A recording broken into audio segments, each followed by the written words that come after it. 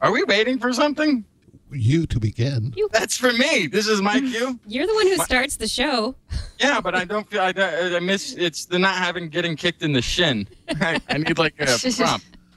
Like somebody just say shin kick, and then on 0, 3, 2. Hey, did we start? Oh God. Do we start on 0 or is it 0 Go. then? Go. Disclaimer, disclaimer, disclaimer. In the modern age of push-pull, day in, day out, repetitive drabness and redundancy, the following hour of programming is the best supplement to an otherwise uninformative day. What you will learn in just an hour of this show, some people spent a lifetime of preparation working on to submit to you. What you will learn in just an hour of this show took institutional dedication over many generations to support and nurture. What you will learn in just an hour on this show was paid for in blood over several hundred years of intellectual martyrdom just to gain the freedom to study, to learn, to teach, and to speak freely. And you and I have it easy. Only in this modern age are we free to pursue reason without fear of the whip. Only in this modern age are we free to learn science without death threats of heresy. Only in this modern age can we cast off the oppressor's shackles long enough to enjoy This Week in Science. Coming up next. I've got the kind of mind I can't get enough. I want to learn everything. I want to fill it all up with new discoveries that happen every day of the week. There's only one place to go to find the knowledge I seek. I want to know what's happening. What's happening? What's happening this week in science? What's happening? What's happening? What's happening this week in science?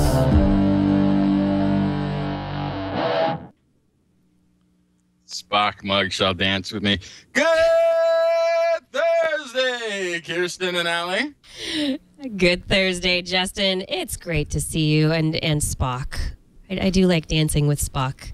We can do the sprockets dance. Sprockets with Spock. Anyway, this is This Week in Science. Welcome, everyone. Thanks for joining us for another week of amazing, incredible, mind-bending science news. There is so much going on in this world that has me crossing my eyes and feeling my brain twist with the just interest of going after what's out there. This week, I brought some pretty fun stories about big stars, bacteria, and multiple sclerosis, and our battles with viruses. What'd you bring, Justin? I have some stories about the worst possible customer service. Data mining may have made a major breakthrough in data mining that we've all been waiting for to propel our data ever further into the hands of marketers. Excellent. Bucky balls in space. Sweet. Really? Yeah. Bucky balls in space. That doesn't make any sense. And cooling computers, new breakthrough there. And giant rodent tape things. Allie, what did you bring? I have stories about preventing malaria with mosquitoes and the next step towards invisibility cloaks. Nice. I like those. Yeah. Yeah, if we put the invisibility cloaks on the mosquitoes. Oh, man. That's just a disaster waiting to happen. I can hear it, but I just can't see it. Oh, that's just awful. That's really awful. The next step in mosquito evolution. All right. Maybe that's why when you hear them and then you turn on the light, you still can't see them. Maybe they have them already. Maybe you're onto something there. Maybe it needs to be looked into scientifically. But in the big news for this week, as I looked for stories this week, I was overwhelmingly was drawn to some stories about HIV that were in the news. The first story that I thought was really interesting is a story about a female gel that can be applied by the woman internally, and it's a vaginal microbicidal gel, and it contains tenofovir, which is an antiretroviral medication that is used to treat AIDS. But when it was used in this study in Africa, they found that it reduced the chances of infection by 54%. So a little bit more than half, if compared to people who were using a placebo. They haven't done really broad trials, and so they still need to do more. But knowing that it could be an effective way to actually help women protect themselves from becoming infected, and it could, the questions that could continue to be asked are go into if it's protecting the woman from being infected, would it in some ways also protect men? So if it's a woman who's had multiple partners and maybe the virus gets inside, and would it then potentially protect a sequential partner? I don't know. Nobody knows this. And the situation in Africa is pretty dire in terms of the number of people who are infected with HIV, and just about anything helps. Now, Justin, this next story is one of your beating topics. You just ones I get beat for, or ones that I've done many times? That you've done many times. Okay. Like beating the dead horse, but I'm sure that this is going to come out a little bit more. So, male circumcision is... I'm against it. I want my foreskin back.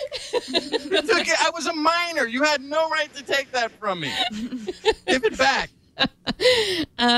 Circumcision programs are slowly beginning to be rolled out in Africa in the hopes of reducing HIV infection. And the idea being that if you nothing else. You remove the foreskin, you remove the hiding places for the virus, and you reduce the chances for infection of the male themselves, and also the chances of infecting female partners because it's not being stored anywhere.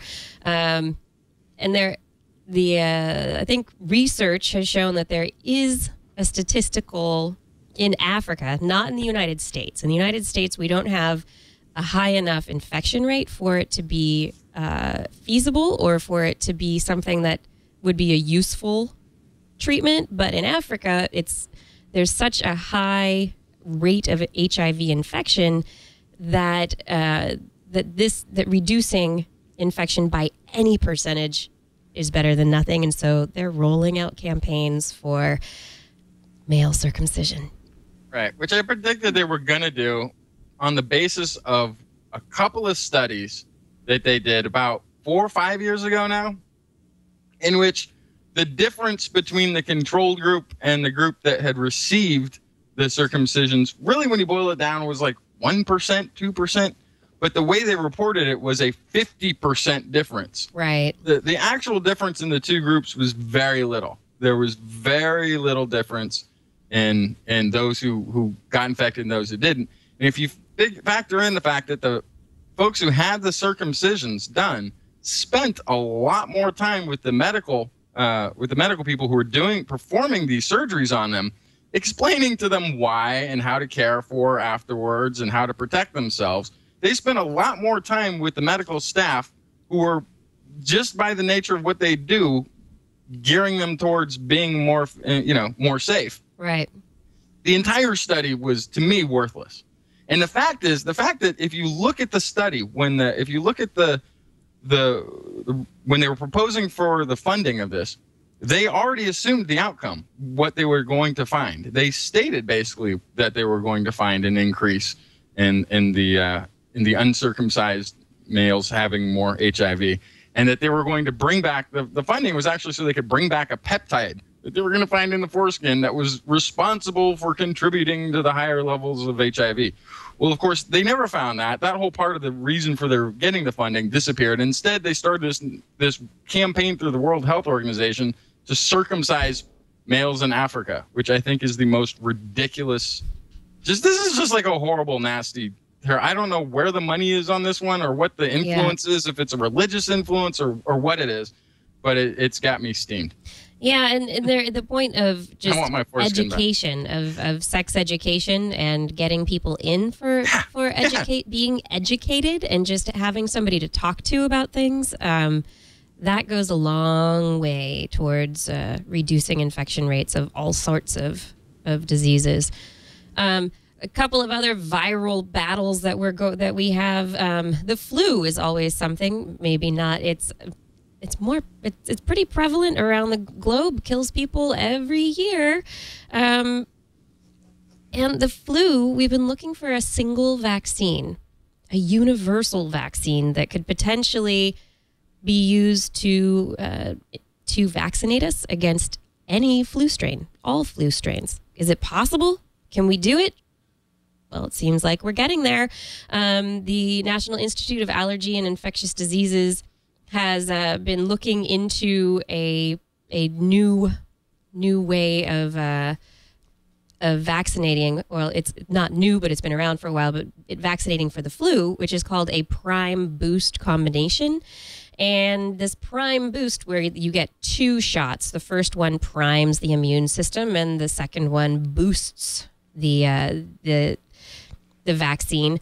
Actually, looks as though it is going to confer protection against multiple diverging flu viruses, H1N1 viruses. They've only looked at this so far in mice and ferrets, but you know how we have to get a different flu shot every year because there's always a different flu strain? What if we could just get one flu shot and not have to worry about it for many more years?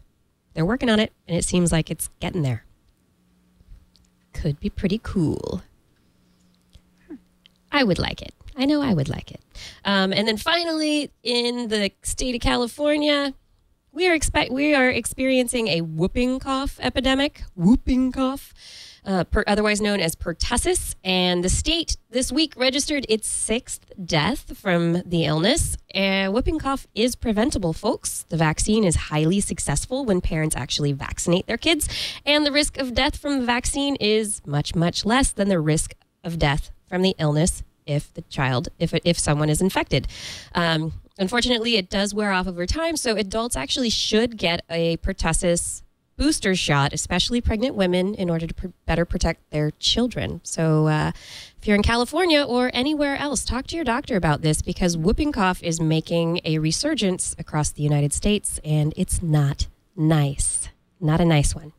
So in the forum there, 2-4 was asking what happened to the H1N1 scare. What happened to the big flu scare we had a little while ago? If you listen to this show, I think we were the only media outlet that underhyped it, that unhyped it. They told people to put down the mask, wash your hands. It's just the flu. Right. There really was nothing about this flu out of the ordinary, except for the fact that it had an incredible amount of attention from the media. And if you looked at, if we followed every flu season like that one, we would all be just as scared and terrified. every winter. People are dying of an unknown cause, except that we know it's the flu. So we don't, it's a different flu. It's a strange new flu we've never seen before, which is what just about every flu is. Yeah. It's the same thing. So that's what happened to it. It was just a flu season. That's what it ended up being. Yeah. It just ended up being that we had, instead of just having one strain of the flu that was predominant, we had 2. We had the seasonal flu, and we had this H1N1 that kind of hung around for a little bit longer, and caused a lot of global concern, just from the concern of how, because we didn't know how contagious it was going to be, how deadly it was going to be. Right, and when they started calling it could it be pandemic? Every flu is a pandemic these days. Everything is pandemic. We live in a global society. Somebody gets on an airplane with a cold, and it becomes pandemic. It goes across people, across the sea, to other nations, and it spread. Everything is pandemic. The difference is, when you have, when you're educated, when you know to wash your hands after touching doorknobs or before eating, stuff like that, not to, lick the bottom of your shoe. I don't know. However, people don't kiss pigs, whatever it is. people can avoid getting contagious diseases. When you do those things, you'll be fine. You will be fine. Get so much media attention then, just because there are two forms of it rather than the usual one? Can you say that again? The problem was the media attention came largely, I think part of it came because in Mexico, the head of their health department, who must have been somebody's cousin, was like, this has the highest, like 3 times the mortality rate of the Spanish flu that killed billions of people. And it didn't. The mortality rate wasn't anywhere near what they were claiming it was, but it's just because they were using really bad information. They were using make-it-up numbers at the beginning, and had no real response, no reporting response to it. So they inflated the mortality rate at the ground zero events in and around Mexico to incredibly high proportions, but nothing in the samples that we'd seen that came back looked like anything other than a flu. Okay. Yeah. So what stories did you bring? They made $1 billion off. Oh, me? Yeah. Let's talk about something like more uplifting, or I don't know. Do we have Uplifting story. Oh. something less health related? I don't know. So this is. I thought this was interesting. Having been in some form of customer service and all of my horrible working life. What is the worst sort of customer service? You think of bad customer service you've had. Is it when you receive poor service, like uninformed advice about a product? Is it when the person there just doesn't really seem interested in helping you? Or is it something else? Is there a way to get even worse customer service?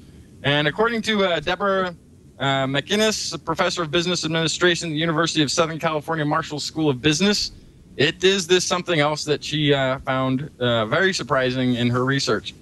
It turns out that rude behavior between fellow employees can negatively affect consumer perceptions as much as, or even more than, the run-of-the-mill standard, substandard bad customer service. So across a range of industries, restaurants, banks, government office, retails, universities, they got consumers who were frequently reporting seeing employees behaving badly toward other employees, including derogatory comments or inappropriate gestures. And she said, these findings underscore the need for organizations to promote more employee civility. So camaraderie. This was across 4 studies that they did, and it's going to be in the August 2010 issue of Journal of Consumer Research. They looked at lots and lots of customers witnessing acts of employee incivility, bad behavior, and extended the experience. It turns out, even if somebody is getting bad customer service and the manager comes in and does like a harsh reprimand of the employee, it even makes it worse, actually. It gives them an even more negative impression of the company as a whole. The idea is people will put up with somebody being incompetent, but they don't want to be. They won't put up with being around people who are being rude or derogatory, treating each other badly. Well, that makes sense.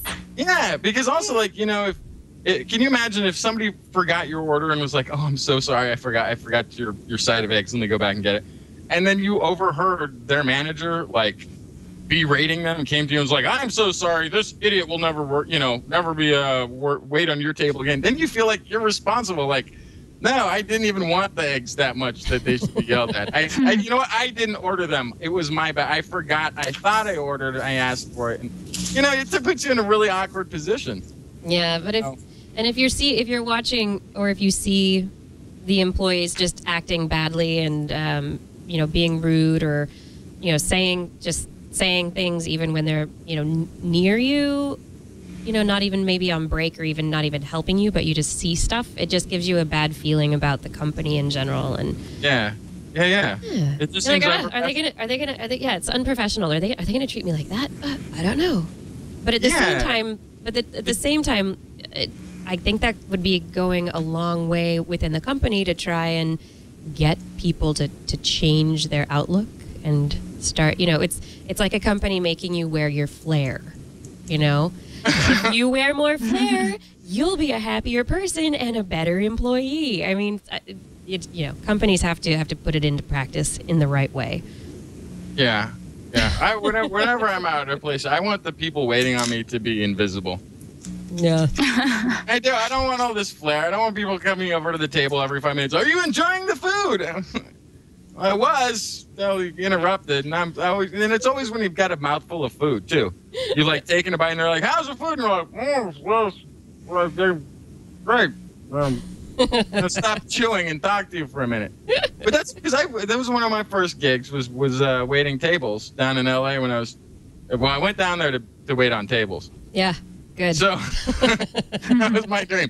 Gonna move to Los Angeles and wait on tables. And that's what I always liked. I liked it when the people just totally ignored you. Mm-hmm. You got the orders, you refilled the thing. They didn't, like. It's a smooth dance. Yeah, and I always got the big tip if I didn't try to talk to them. That's something good to learn from. Hey, Allie, tell me about the engineering mosquitoes. Sure. So malaria is a really big deal right now, and it causes about 1 million deaths per year, and it's mostly carried by mosquitoes. So some scientists are trying to engineer mosquitoes that can't carry malaria, that's pass-onable to humans. And they've gotten so far as to engineer the mosquitoes. They've done it by overexpressing a certain gene. It's a gene that's already there. It's called the AKT gene. And it takes 3 to 4 months to create it. But yeah, they've been about 97% successful in eliminating their ability to carry the pathogen. One of the main researchers, Michael Raihe, says, "I think it's a pretty big step forward. We've completely blocked the development of the human malaria parasite in the mosquito. Previous research has not completely blocked it." And so, yeah, it basically when mosquito transmits malaria, it injects about 40 sporocytes from its gut, and then the parasite eventually makes its way into the mosquito's salivary glands, and then it can infect any people, any humans, and it only takes one bite to cause it in someone. And so, yeah, it's a really big step forward, actually, because they're hoping to eventually be able to take these mosquitoes and release them into the wild and have them outcompete. They're going to try to put in some kind of competitive advantage into these ones, maybe genetically engineer it, and hopefully they can outcompete the natural mosquitoes, and then the world can just be populated by these mosquitoes that can't carry the disease, which is the major cause of transmission. It's a pretty, yeah.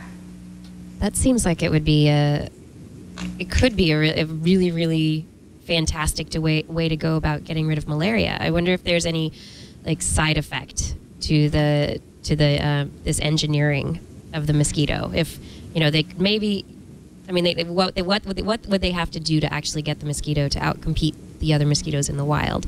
Would this engineering make them less able to compete in the wild, and would it be harder to get them to be stronger? Yeah, they do say that so far this type of mosquito, it won't produce as many eggs, but they're still working on giving it a competitive advantage in some other way. But yeah. I just African bees comes to mind. The killer bees, right? The ones that were crossbred with some South American with African bee that was more aggressive to make more honey. I think was the original plan. Yeah. And then it turned into this killer bee that's totally uninterested in making honey and just wants to sting stuff, swarm attack people.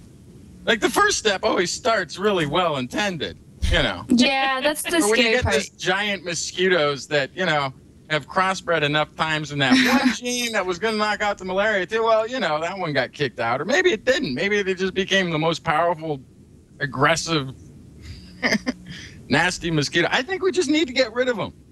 I'm usually one who's for preserving the ecosystem and all the tree of life in this planet. I mean, everything did evolve up, and it's a magnificent thing for any form of life to exist. So that we should treasure each one, except I take exception, perhaps, with the mosquito. I think for all the good animals that we've lost, all the good creatures that we've lost through extinction over the years, one more I would put on that list would be the mosquito. And I think, we should just work on figuring out a way to eliminate them from the planet altogether. Yeah, there's another group of scientists who are working on a different approach in which they have a fungus that they've found that only attacks and it will infect and kill mosquitoes only at the stage of life in which they can carry and transmit malaria. And it actually I think that the specifics of it are that the mosquitoes that are most likely to transmit malaria are the mosquitoes that are actually past their reproductive prime. So this fungus won't actually kill off mosquitoes, but it will get rid of the mosquitoes that are more dangerous in terms of transmitting malaria. So it's kind of like this little best of both worlds. So you're not getting rid of them and like maybe disrupting the ecosystem, and you're not engineering something crazy. But the problem is making sure that the fungus can actually get to all the places where the mosquitoes are and infect them. I've been training flies. I've been training an army of flies to go out there and take out mosquitoes. Right. Did you have a thought, Allie? It sounded like you were going to say a couple. Oh, yeah. Well, I guess the other danger, too, would be if they're too competitive. Once they get that competitive advantage, that they'll be too competitive and that they'll take over, maybe even other not just the mosquitoes, but other species that they're already competing with in some capacity. Right, that maybe we're not aware of. Yeah, exactly, yeah. Oh, and it's just a certain species that they're studying right now, Anopheles stephensi, which is the major mosquito vector in most parts of Asia, but it's not the major one in Africa, which is, I guess, where most of the malaria deaths occur. So they're still working on that. So it's just for the Asian mosquito so far. But they're working on a similar thing for the African one. I want to keep up on this. The engineered mosquitoes take over the world. Yeah, I want to see if mosquitoes will last longer than cockroaches. That'll be good. Just how big can a star get? That's what question is asked by Ars Technica's John Timmer this week. He reported on a story that was recently published or is coming out in the monthly notices of the Royal Astronomical Society, in which the researchers used pictures taken by the Hubble telescope and Very Large Telescope. And the images were taken between 1994 and 2006 of some star-forming clusters. Now, these star-forming clusters contain some really large, rapidly spinning star-like bodies, and these are called Wolf-Rayet stars. Now, these Wolf-Rayet stars, while they're spinning, they're like ejecting lots of material into the area around them, and that ejecta is getting picked up by the stellar winds and kind of wicked away. The researchers looked at the spectrum of light. This is what John Timmer says, coming from the stars, using computer models to relate it to both the elements present and the energy being radiated into space. Given this, along with some information about the total mass of the cluster and the typical evolution of main sequence stars as they age, the authors could generate estimates of the star's current age and mass. And then they also checked to see whether the apparent star was likely to actually be a binary system that couldn't be resolved into two objects, because it could have been that it would be two objects that look like one and artificially increase the size of the object in their image, and so it would be throwing off their measurements. Now, the standard models and the ideas about star formation and how big stars can get based on how much material is in the environment suggest that stars are probably not, they didn't think they could get any bigger than 150 times the mass of our sun. They just didn't, the physicists haven't been able to figure out how it could happen. Now, the data that these researchers compiled and analyzed suggests that they found at least 4, if not more, stars within a cluster called R136 that are over 300 solar masses. So double the limit that we previously had. So there's something going on there. We don't really understand. They don't really understand how they could get this big. We don't have any ideas how. But now we've seen them. We have measurements of them. We know these giant, massive stars are out there. And so maybe we can add them into our ideas of the universe and how stars form and get an idea of how things work a little bit better. Yeah. And maybe we can look for more giant stars like that elsewhere around the universe. If you just tuned in, you're listening to This Week in Science. Do you have any more stories, Justin? Let's see. Astronomers. People using NASA's Spitzer Space Telescope have developed discovered a carbon molecule that is known as the Bucky ball in space for the first time. Bucky balls, if you're not familiar, are they look like a giant soccer ball, and they were first observed in a laboratory 25 years ago, named after architect Buckminster Fuller's geodesic domes, which have interlocking circles on the surface of a partial sphere. Bucky balls and 60 carbon atoms.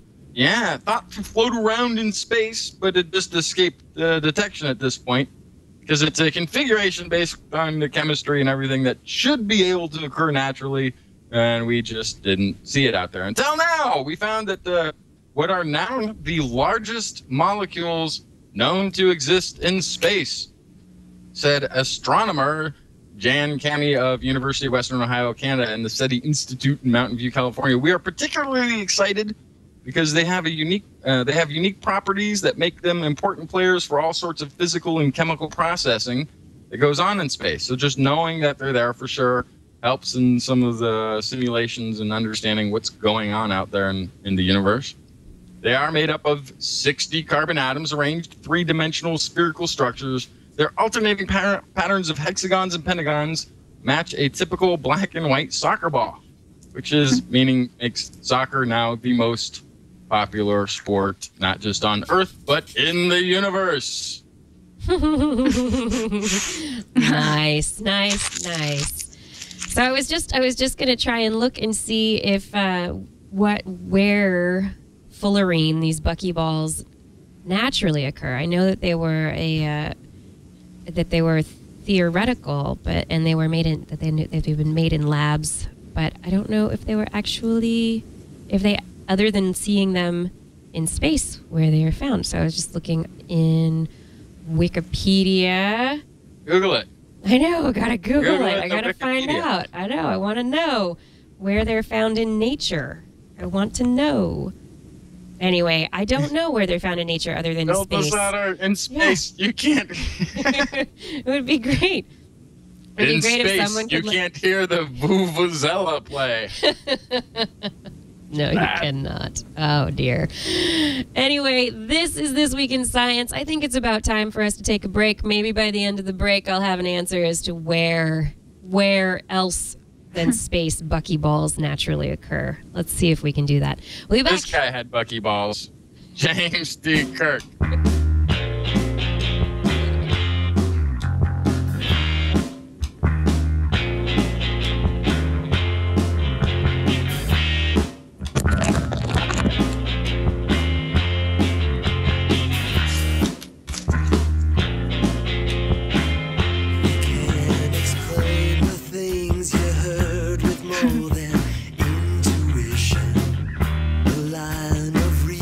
Shows the way to go.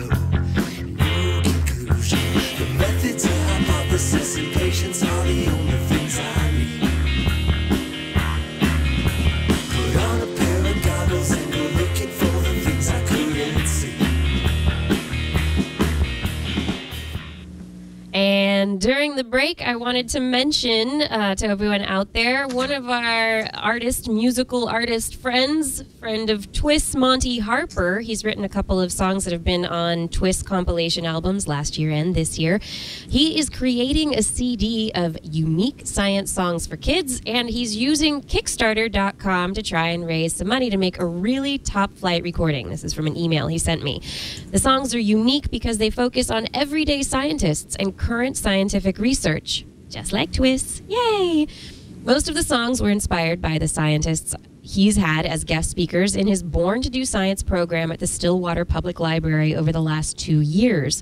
And one of the songs on the album that he wants to put on the album is Ain't It Beautiful, which is on this year's 2010's Twis Science Music compilation.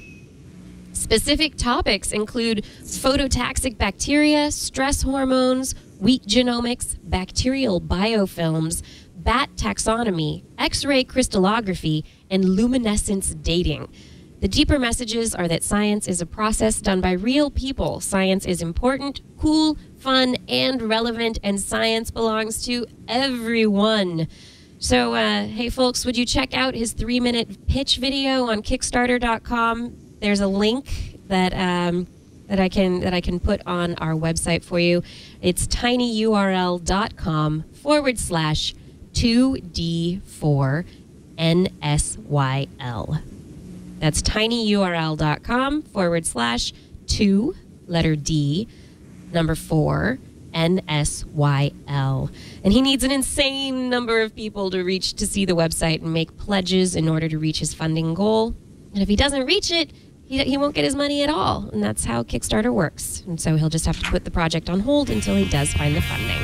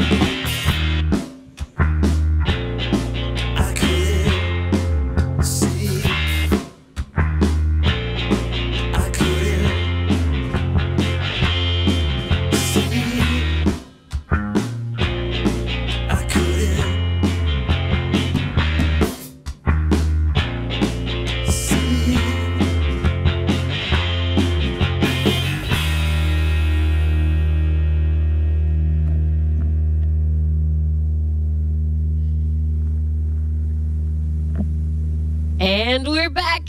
This is This Week in Science. Thanks, everyone, for joining us. This is the second half of our program. And I'm still looking to find out where buckyballs exist naturally in the world. So if anybody has found that yet, I'd love to know. Oh, wait. Minute quantities of fullerenes in the form of C60, C70, C76, and C84. Wow, it's a lot of carbon atoms. Are produced in nature, hidden in soot, and formed by lightning discharges in the atmosphere.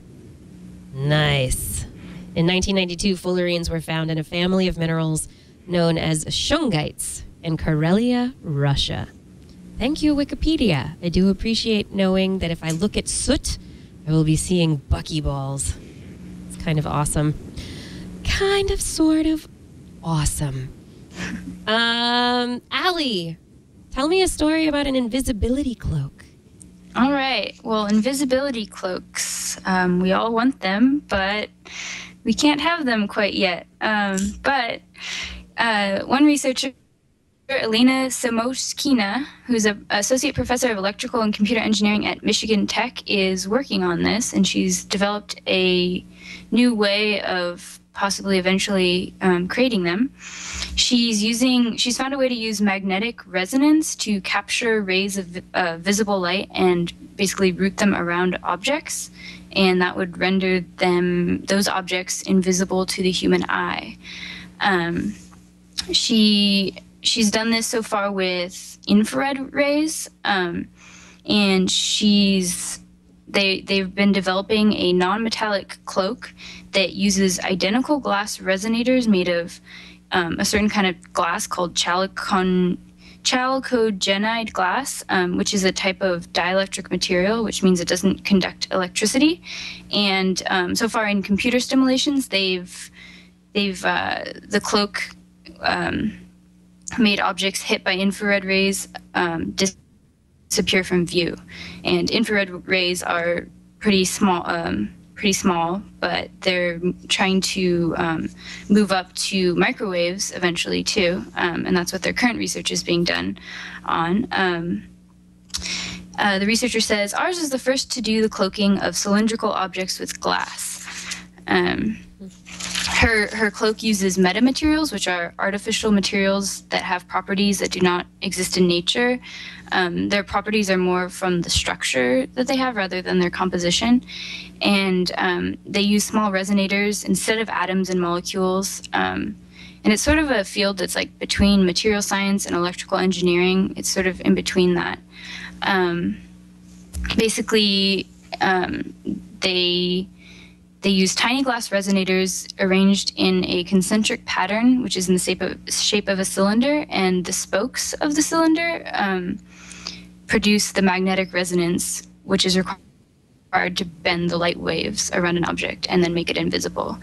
And she also says, starting from these experiments, we want to move it to higher frequencies and smaller wavelengths. The most exciting application will be at the frequencies of visible light. So they don't yet have the technology to make full-on invisibility cloaks, but she says it is possible in principle using these technologies, just not right yet. So in the materials that she's using, it wouldn't, if it were to come to actual fruition, not just to be at this state of concept right now, but if they were going to get to it, like it could be something that objects could be coated with, or built with, like a plane built. The next stealth bomber would be just built out of this invisibility cloak material. I think it could even just be coated with it, because I think it just has to reflect the light. So I'd say exactly the exact way that they would end up using it eventually, but from what I understand, it seems like it could just be coated with, or the outside could be made with this material. Yeah, I think it's interesting that how you mentioned at the frequencies of visible light. So we're not talking about, cloaking or being invisible in any other odd world. We're talking about right here, visible light, what we can see. You're just you won't notice it. Yeah, exactly. And they haven't even gotten quite there yet, which I think is interesting. And they're moving up in stages to get to that, from infrared to microwave. And then they're hoping to get to visible light as well. Yeah. And highest and best use of the invisibility cloak is if Allie ever gets her yellow bike back, whenever she parks, she can just throw it over it. Right. Definitely. Cloak the yellow bike. It will never be stolen again. However, you may not be able to find it if you forgot where you put it. Where you parked it. And that will happen, so that might not be such a good idea. Exactly.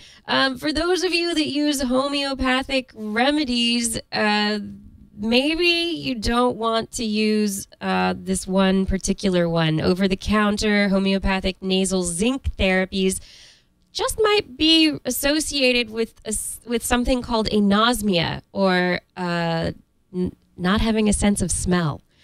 There was a report that was just issued in the July issue of Archives of Otolaryngology, Head and Neck Surgery, one of the JAMA Archives journals.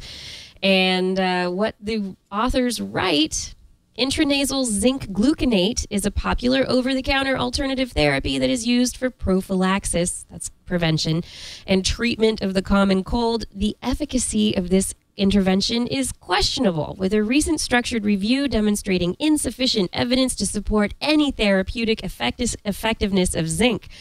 Multiple randomized double-blind placebo-controlled trials have found that intranasal zinc is ineffective in preventing or reducing the duration of the common cold. So not only does it not work to help get rid of your cold, if you have a cold, it could destroy your sense of smell. So one reason to stay away from the homeopathic remedy. Is that the one that was invented by the school teacher No, it's not. No, it's Not that one? Okay. No. Yeah, so the researchers go on to say, consider those individuals who used intranasal zinc when they were otherwise healthy and had no other reason to become anosmic.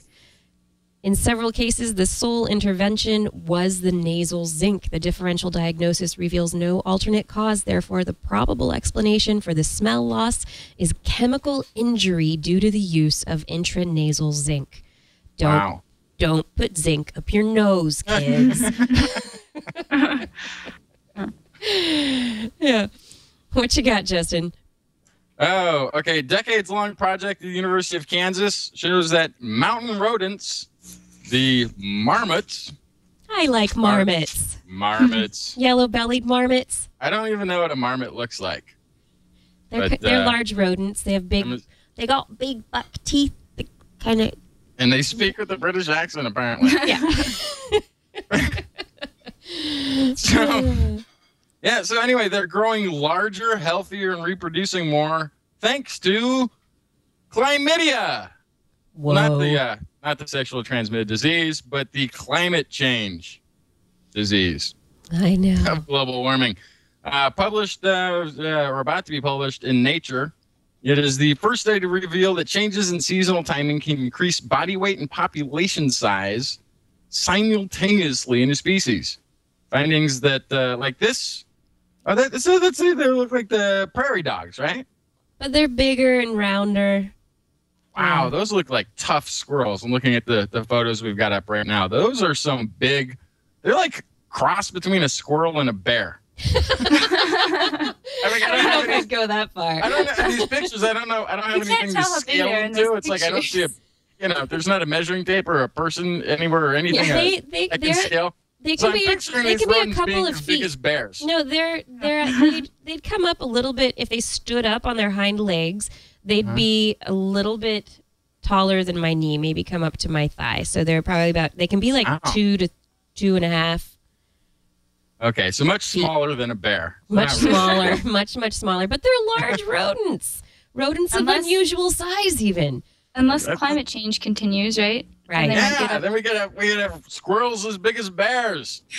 Awesome. No, wait, no. What were you gonna say? So anyway, this was established by Kenneth Armitage, Kansas University professor emeritus. What's emeritus mean? It's a big word. I don't really know. Emeritus means that they're retired, but they didn't want to leave.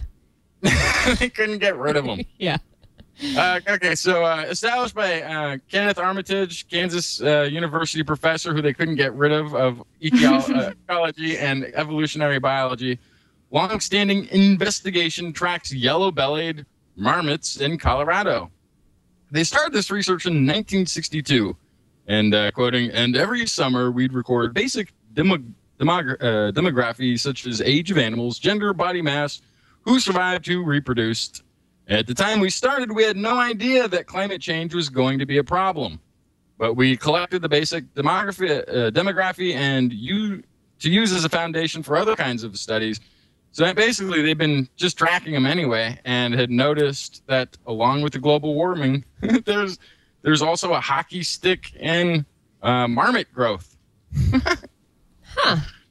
So this is one of those things too that just in general, they're growing in population growth is 0.5% growth per year from 1976 to 2001.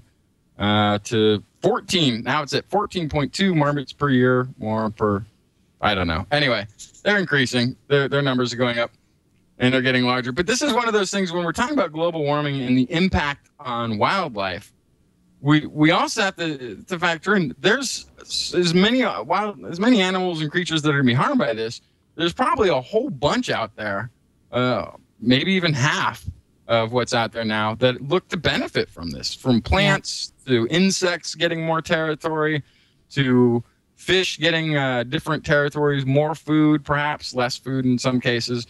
It's going to just basically change the entire ecology. And I'm not convinced at this point that the balance in the animal kingdom is necessarily going to be a bad thing, other than just a different thing.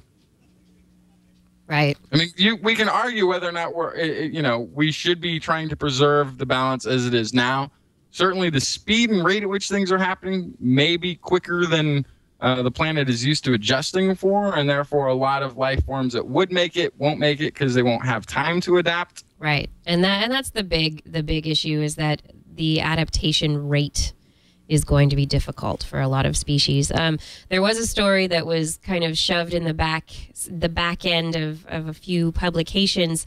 There are a bunch of dead penguins washing up on Brazil's beaches. They don't really know why, but their stomachs are empty, and a lot of them are dead. In past years, the penguin migration has ended up with hungry and weak penguins, not so many dead ones. This year, lots of dead penguins. So who knows if it's related to overfishing of the waters or climate change, but something's going on and it's affecting the penguins as well. Poor penguins. It's kind of sad. Biologists at Caltech have found a connection between multiple sclerosis and gut bacteria, which is kind of interesting.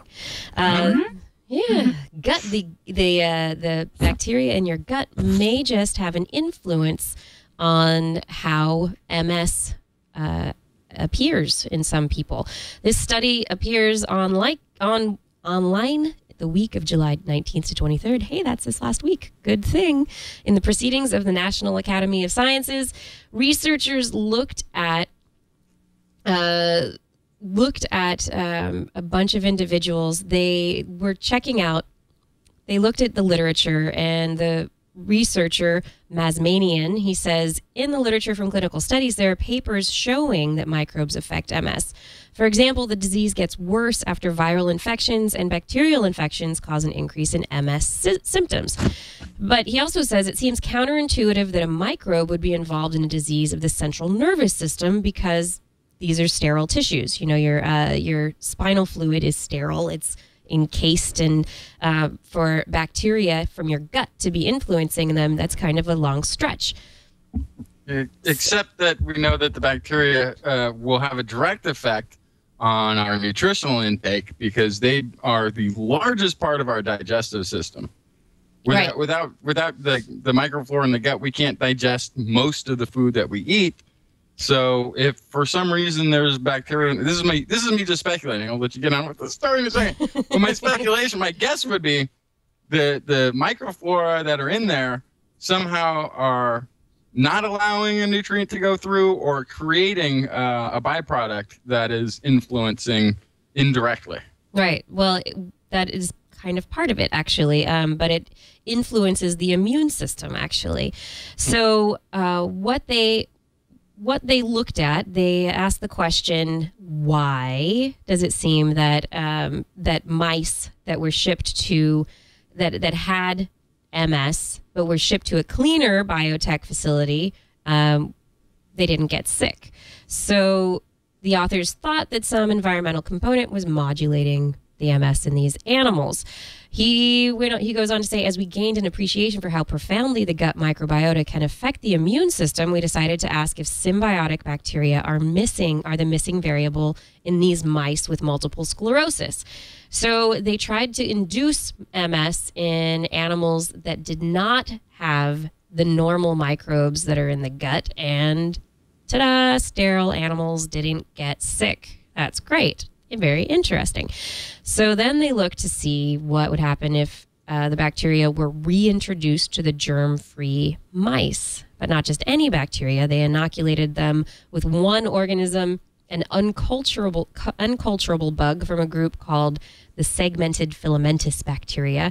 And previously they'd been shown to lead to intestinal inflammation and to induce the appearance of a particular immune system cell known as Th17. They're a kind of helper cell, a T helper cell that helps to activate and tell other immune system cells what to do. And Th17 cells induce the inflammatory cascade that leads to MS in animals. So He says the question was, if this organism is inducing Th17 cells in the gut, will it be able to do so in the brain and central nervous system? Furthermore, with that one organism, can we restore to sterile animals the entire inflammatory response normally seen in animals with hundreds of species of gut bacteria?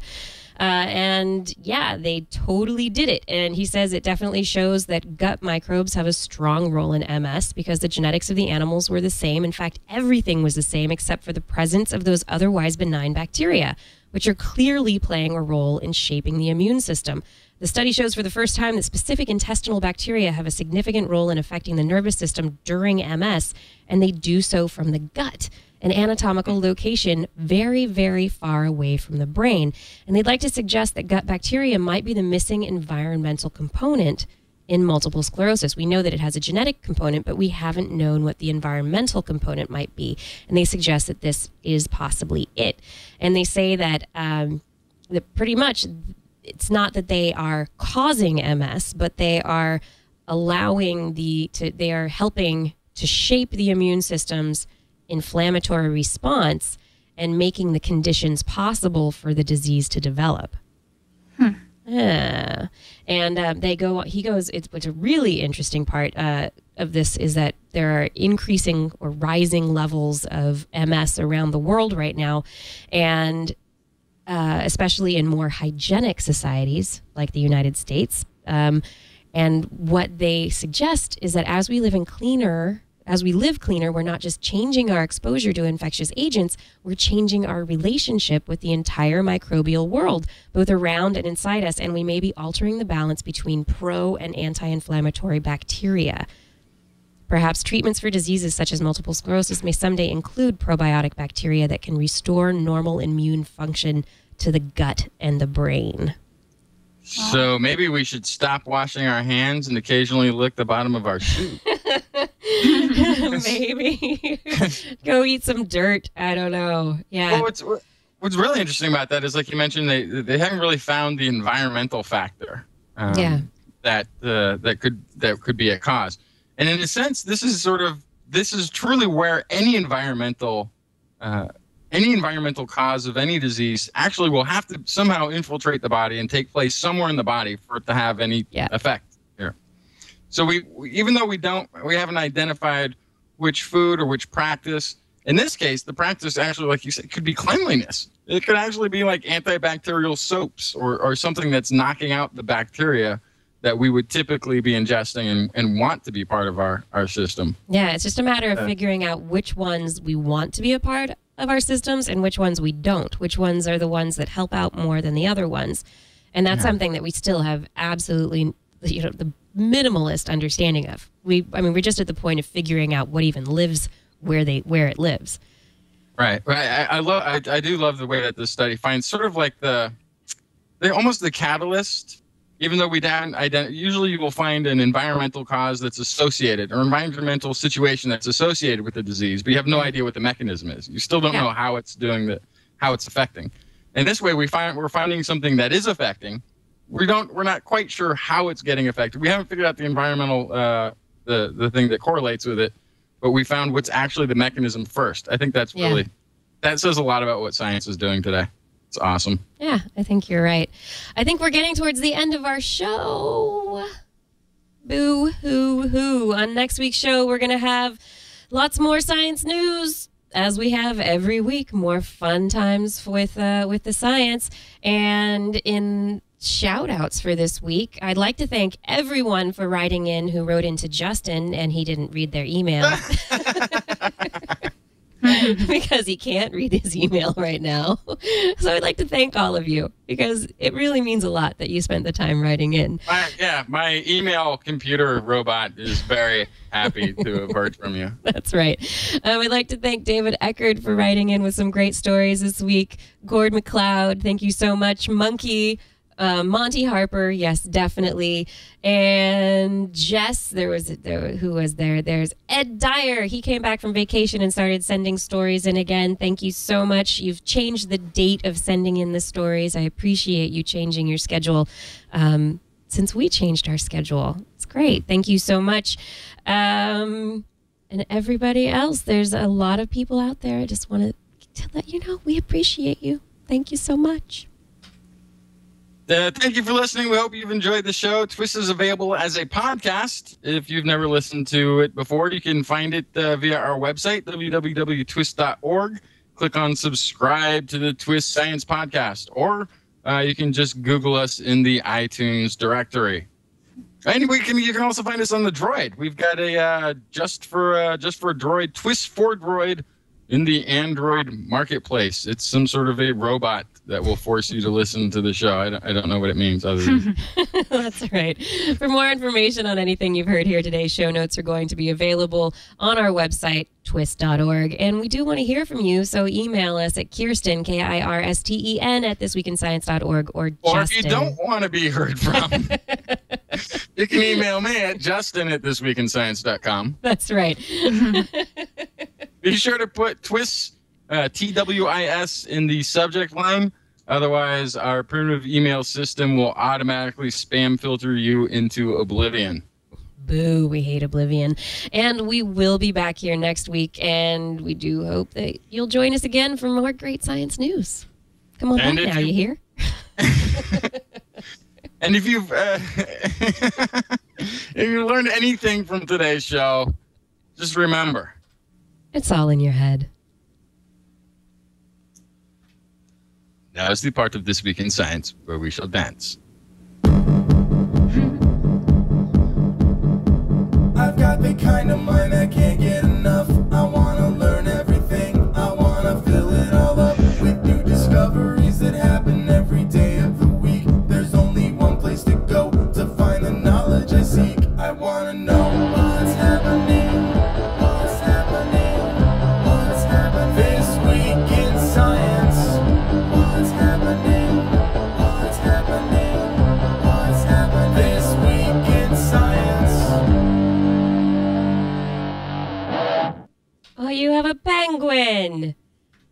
I have every kind of life form somewhere in this house.